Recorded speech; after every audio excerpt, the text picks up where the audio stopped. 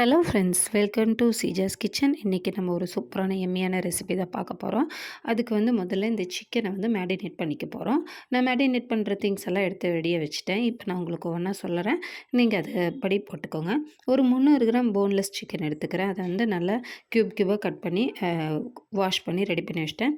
இப்போது ஒரு 3/4 டீஸ்பூன் மிளகாத்தூள், நம்ம நார்மல் சில்லி பவுடர், அப்புறம் ஒரு 1/4 டீஸ்பூன் மல்லித்தூள், அப்புறம் ஒரு 1/2 டீஸ்பூன் கரம் மசாலா, மிளகுத்தூள் கொஞ்சமாக சேர்த்துக்கோங்க. ஒரு 1/4 டீஸ்பூன். மிளகுத்தூள் ஆப்ஷனல் தான், போட்டால் நல்லாயிருக்கும். அந்த மாதிரி போட்டுக்கோங்க. ஒரு 1/4 டீஸ்பூன் சேர்த்துக்கோங்க. அப்புறம் நம்ம இதுக்கு தேவையான சால்ட் சேர்த்துக்கலாம். இந்த சிக்கனுக்கு தேவையான சால்ட் சேர்த்துக்கலாம். அதையும் சேர்த்துக்கிட்டேன். உங்கள்கிட்ட சில்லி ஃப்ளேக்ஸ் இருந்தால் சேர்த்துக்கோங்க. இல்லைன்னா உங்களுக்கு மிளகாத்தூளே போதுமானது தான். அதில் வேணால் கொஞ்சமாக ஒரு டீஸ்பூனாக சேர்த்துக்கோங்க. 1 டீஸ்பூன் இஞ்சி பூண்டு பேஸ்ட், லெமன் ஜூஸ் 1 டீஸ்பூன், இதெல்லாம் சேர்த்துக்கங்க. இப்போ நம்ம இந்த சிக்கனை நல்ல மேரினேட் பண்ணிக்கணும். இது நல்லா மிக்ஸ் ஆகிற அளவுக்கு ஒரு நல்ல மிக்ஸ் கொடுத்துக்கோங்க. அதாவது அட்லீஸ்ட் இது ஒரு 1 ஹவர் இல்லைனா ½ அன் ஹவராவது உங்களுக்கு மேரினேட் ஆகணும். அப்போ நல்லாயிருக்கும். இந்த சிக்கன் ஜூஸியாக இருக்கும் சாப்பிடும்போது. ஸோ இதை நல்லா நீங்கள் பெரட்டி இதை எடுத்து வச்சுக்கோங்க. இது ஃபஸ்ட்டு ஸ்டெப்பாக எடுத்துக்கோங்க. அப்போ தான் உங்களுக்கு நம்ம அடுத்த ப்ராசஸ் எல்லாம் செஞ்சு முடிக்கிறதுக்குள்ளே இந்த ப்ராசஸ் நமக்கு கரெக்டாக வந்துடும். ஸோ இதை ஃபஸ்ட்டு செஞ்சு வச்சுருங்க. நம்ம எப்போவுமே சிக்கன் பொறுத்த வரைக்கும் கொஞ்சம் நேரம் மேரினேஷனில் விடுறது தான் உப்பு மிளகு பிடிக்கிறதுக்கு நல்லாயிருக்கும். இப்போ ஒரு பவுல் எடுத்துக்கோங்க. இதில் ஒரு லூக் வார்ம் வாட்டர், அதாவது சூடு கொஞ்சமாக இருக்கணும். கையில் தொட்டால் சூடு தெரியும், ஆனால் நல்லா சுடக்கூடாது. அந்த மாதிரி தண்ணி எடுத்துக்கோங்க. இது ஒரு 1/2 கப் தண்ணி எடுத்திருக்கேன். 1 கப் தண்ணி எடுத்திருக்கேன். இதில் 2 ஸ்பூன் சுகர் போட்டிருக்கேன். அப்புறம் 1 டீஸ்பூன் ஈஸ்ட்டு சேர்த்துருக்கேன். இப்போ இதை நல்லா மிக்ஸ் கொடுத்துக்கோங்க. இந்த ஈஸ்ட் சுகரும் லைட் லூக்வார்ம் வாட்டர்லே தான் உங்களுக்கு ஆக்டிவேட் ஆகும். ஸோ இதை நல்லா மிக்ஸ் கொடுத்து இதை நம்ம ஒரு ஓரமாக எடுத்து வச்சுக்கலாம். உங்களுக்கு ஈஸ்ட் ஆக்டிவேட் ஆகலைன்னா நம்ம டோ கொஞ்சம் ரஃப் ஆயிரும். ஸோ உங்களுக்கு ஈஸ்ட் கண்டிப்பாக ஆக்டிவேட் ஆகணும். அந்த மாதிரி பார்த்துக்கோங்க. இல்லைனா இன்ஸ்டன்ட் ஈஸ்ட் இருந்துச்சுன்னா நீங்கள் மாவோட கூட மிக்ஸ் பண்ணிக்கலாம். இது ஆக்டிவேட் ஈஸ்ட். ஸோ நான் இதை ஆக்டிவேட் பண்ணுறதுக்காக ஒரு 5 நிமிஷம் வச்சு இதை ஒரு ஓரமாக வச்சிடறேன். இப்போ ஒரு பாத்திரம் எடுத்துக்கோங்க. இதில் 2 கப் மைதா சேர்த்துக்கிறேன். நம்ம ரெண்டு விதமாக பண்ணுறங்காட்டிக்கு நம்ம இது 2 கப் மைதா எடுத்துக்கிறேன். 2 கப் மைதாவும் தேவையான அளவு உப்பு சேர்த்துக்கிறேன். இந்த மைதாவுக்கு தேவையான உப்பு சேர்த்துக்கிட்டேன். இப்போ நம்ம மிக்ஸ் பண்ணி வச்சுருக்கோம் இல்லையா ஈஸ்ட்டு, அது பாருங்கள் இப்படி ஆக்டிவேட் ஆகிருக்கு. பாருங்கள் எப்படி நொறையா வந்திருக்கு. இதுதான் ஆக்டிவேட் ஆகிறது. இப்போ நம்ம இதை முழுசாக தான் அதை விட்டுக்கலாம். கரெக்டாக இருக்கும். 2 கப் மாவுக்கு 1 கப் வாட்ரு கரெக்டாக இருக்கும். இல்லை உங்களுக்கு தண்ணியாக இருக்குது அப்படின்னு ஃபீல் பண்ணிங்கன்னா நீங்கள் கொஞ்சமாக ஃப்ளார் தூவிக்கங்க. இல்லைன்னா அதுலேயே போதுமானது. இப்படி தான் இருக்கும். அதோட கன்சிஸ்டன்சி கொஞ்சம் ஸ்டிக்கியாக தான் இருக்கும். நம்ம நல்லா டோவை நீட் பண்ண அது கரெக்டான கன்சிஸ்டன்சிக்கு வந்துடும். நான் இதை என்ன பண்ண போகிறேன்னா, ஃபஸ்ட்டு ஒரு ஒர்க் சர்ஃபேஸுக்கு இந்த மாவை மாற்றிட்டு இந்த மாதிரி நல்லா இழுத்து விட்டு பண்ணிக்கோங்க. அப்போ தான் உங்களோட டோ அவ்வளோ சூப்பராக நல்லா சாஃப்டாக அந்த பன் சாஃப்ட்டுக்கு உங்களுக்கு கிடைக்கும். ஃபஸ்ட்டு இப்படி தான் இருக்கும். ஸ்டிக்கியாக தான் இருக்கும். அப்புறம் நல்லா போக போக ஒரு 15 நிமிஷம் நல்லா இதை நம்ம இந்த பரோட்டாக்கெல்லாம் இது பண்ணுவோம்ல, அந்த மாதிரி நல்லா நீட்டி விட்டு இது பண்ணிக்கோங்க. இப்போ நான் இதை அதே பாத்திரத்தில் எடுத்து வச்சுட்டேன். மேலே காயாமல் இருக்கிறதுக்காக கொஞ்சமாக ஆயில் ஸ்ப்ரெட் பண்ணி இதை இது பண்ணி வச்சுக்கிறேன். இதில் நீங்கள் ஆலிவ் ஆயில் கூட யூஸ் பண்ணிக்கலாம். ரொம்ப நல்லாயிருக்கும் அதோட ஃப்ளேவர். இப்போ நான் இதை அப்படியே இதையும் ஒரு ஓரமாக வச்சுக்க போகிறேன்.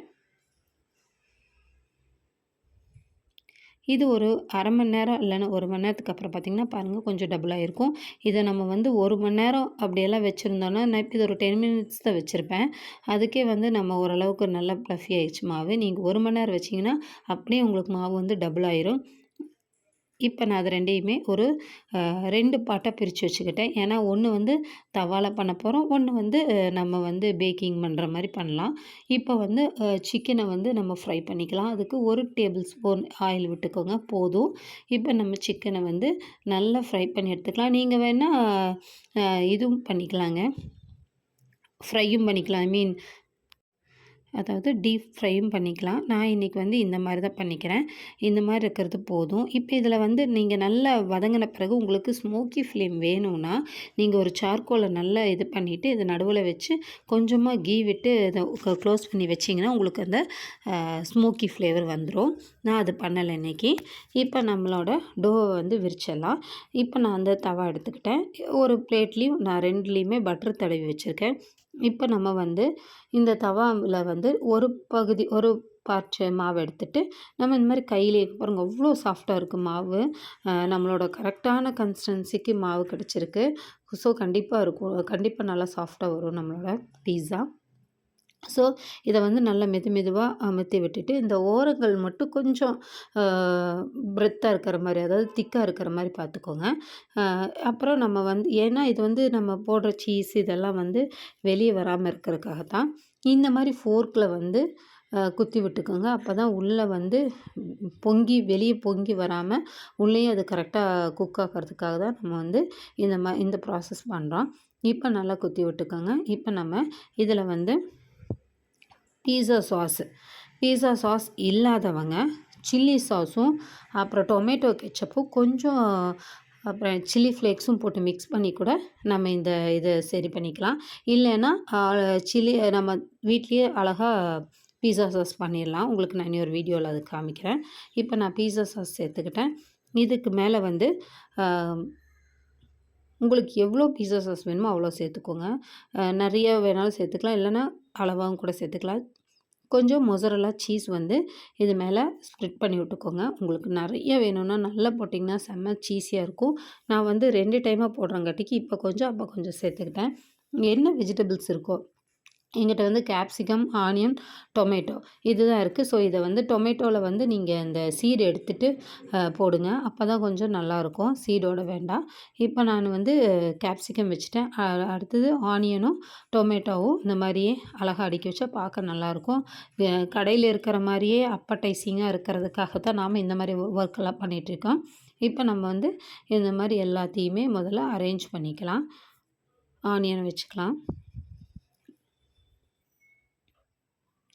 இப்போ டொமேட்டோ வச்சுக்கிறேன் பாருங்கள். டொமேட்டோவையும் நான் இந்த மாதிரி தான் கட் பண்ணிக்கிறேன். உங்களுக்கு க்யூபாக வேணாலும் கட் பண்ணிக்கலாம். நான் இந்த மாதிரி கட் பண்ணிக்கிட்டேன். இப்போ இதையும் வச்சுக்கலாம். அடுத்தது தான் நம்மளோட ஹீரோ சிக்கன் இது வந்து நீங்கள் நார்மல் பீஸா பண்ணுறீங்கன்னா இதோடையே நீங்கள் கம்ப்ளீட் பண்ணிவிட்டு இது மேலே சீஸும் அப்புறம் கொஞ்சம் சீசனிங்கும் போட்டுட்டிங்கன்னா உங்களுக்கு வந்து இப்படியே நார்மல் பீஸா வந்துடும். நான் கொஞ்சம் நல்லா இருக்கட்டும், குழந்தைங்க நல்லா விரும்பி சாப்பிடுவாங்க அப்படிங்கிறதுக்காக கொஞ்சம் சிக்கன் சேர்த்துக்கிறேன். நம்ம ஃப்ரை பண்ணோம் இல்லையா, அந்த சிக்கனை வந்து இதில் அழகாக அடுக்கி வச்சுக்கோங்க.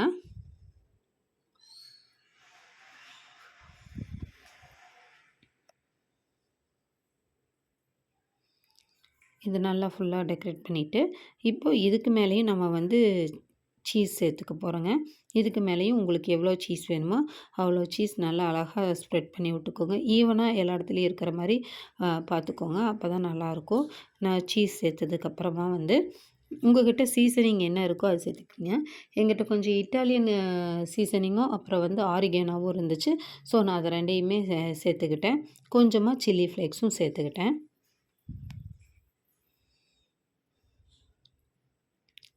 இதெல்லாம் இருந்ததுன்னா கொஞ்சம் ஃப்ளேவர்ஃபுல்லாக இருக்கும். அதுக்காக தான் நம்ம இதெல்லாம் சேர்த்துக்கிறோம். நல்ல ஃப்ளேவராக இருக்கும். நம்ம இந்த மாதிரி ஆரிகானோ, இட்டாலியன் சீசனிங் இந்த மாதிரி இருந்துச்சுன்னா நல்லா டேஸ்டியாக இருக்கும். ஸோ அதை நம்ம இது பண்ணுறதுக்கு தான் இந்த மாதிரி பண்ணுறோம். இப்போ நான் தவாவில் வச்சுக்கிட்டேன். அப்புறம் வந்து நம்ம பேக்கிங் மாதிரி பண்ணுறதுக்கு வந்து மறுபடியும் நம்ம வந்து அதில் பண்ணிக்கலாம். இதுலேயும் சேம் ப்ராசஸ் என்னென்ன பண்ணணுமோ அதெல்லாம் வச்சுக்கோங்க. அப்புறம் நான் இந்த மாதிரி ஒரு பேனை வந்து ப்ரீ ஹீட் பண்ணிக்கிட்டேன். இப்போ அதில் வந்து நம்ம அந்த பிளேட்டில் அரேஞ்ச் பண்ணதை நம்ம வச்சுக்கலாம். ஆக்சுவலி என்னென்னா நம்மளோட இந்த இது இருக்கு இல்லைங்களா, அவன் ஷேப்புக்கு பண்ணுறது தான் செமையாக இருந்துச்சு. நான் வந்து இடையில வந்து கொஞ்சமாக பட்டர் வந்து ஓரங்களில் வந்து ப்ரஷ் பண்ணி விட்டேன். அது எனக்கு எடுக்க முடியல. இப்போ நான் இந்த மாரி 2யுமே பண்ணிக்கிட்டேன். 2மே சூப்பரா வந்திருந்துங்க. ஆனா என்ன பொறுத்தவரைக்கும் அவன்ல பண்ற மாரி பண்ணோம்ல, அதான் நல்லா வந்துச்சு. என்னன்னா நான் இது ஒரு வேள ஓவர் ஹீட் பண்ணிட்டேனா என்ன தெரியல. எனக்கு இந்த பீஸா வந்து கொஞ்சம் ஹார்டா போச்சு. பட் எனக்கு இதில வந்து அ அவன்ல மாரி நம்ம வச்சிருந்தோம் இல்லையா, தவா இதில பண்ணோம்ல, செம்மையா இருந்துச்சுங்க. அவ்ளோ அப்சல்யூட்லியா இருந்துச்சு அந்த பன்னு. செம்மையா இருந்தது. நான் உங்களுக்கு காமிக்கிறேன். எடுத்த பிறகு காமிக்கிறேன். இப்போ நம்ம ஃப்ளேம் ஆஃப் பண்ணிடலாம். நல்ல சீஸ் எல்லாம் மெல்ட் ஆகி நல்லா குக் ஆயிடுச்சு. இது வந்து ஒரு 15 மினிட்ஸ் டூ 20 மினிட்ஸ் ஆகும். 15 மினிட்ஸ் வந்து நமக்கு இந்த தவா பீஸாக்கு போதும். இதுக்கு தான் நமக்கு ஒரு 20 மினிட்ஸ் வேணும். இங்க பாருங்க எவ்வளோ அழகா நல்லா சூப்பரா பன்னு நல்லா பேக் ஆயிருக்கு. அது கொஞ்சம் ஹார்ட் ஆயிடுச்சு. இது கொஞ்சம் நல்லா சக்ஸஸ் ஆயிடுச்சு. நான் இத வந்து முன்னாடி எடுத்துருக்கணும் நான் நினைக்கிறேன் ஃபீல். பட் 2மே ஓவரால் டேஸ்ட் வைஸ் செம்மையா இருந்துச்சு. கண்டிப்பா நீங்க இத ட்ரை பண்ணி பாருங்க. இத வந்து நம்ம தவால டைரக்ட்டா வைக்கிறதுல வந்து ஒரு 15 மினிட்ஸ் போதும் உங்களுக்கு. இத நான் கட் பண்ணி காமிக்கிறேன். பாருங்க அவ்வளோ சாஃப்ட்டா இருக்கு. கடையில வாங்குற பீஸா மாரியே இருக்கு. கண்டிப்பா நீங்க இத ட்ரை பண்ணி பார்த்துட்டு எப்படி இருக்குன்னு கமெண்ட்ல சொல்லுங்க. நாம வீட்லயே இது மாரி செஞ்சு குடுத்துட்டா கடைக்கு கூட்டிட்டு போற வேலை இருக்காது இல்லையா? கண்டிப்பா ட்ரை பண்ணி பாருங்க. ட்ரை பண்ணி பார்த்து நான் அத கட் பண்ண ட்ரை பண்ணேன். பட் என்னால ஹேண்டில் பண்ண முடியல. சூடா இருந்ததுக்கும், அதுக்கும் கையில வைக்கவே முடியல. அதனால நான் அத கட் பண்ணி காமிக்க முடியல. பாருங்க சூடா வேற இருக்கா, என்னால கட் பண்ணவும் முடியல. அதனால நான் விட்டுட்டேன். சரி என்னோட சேனல கண்டிப்பா சப்ஸ்கிரைப் பண்ணுங்க, லைக் பண்ணுங்க, ஷேர் பண்ணுங்க, கமெண்ட் பண்ணுங்க. நீங்க இந்த மாரி தான் உங்க குழந்தைங்களுக்காக வீட்ல செய்றீங்களான்னு எனக்கு கமெண்ட்ல கண்டிப்பா சொல்லுங்க. Thank you.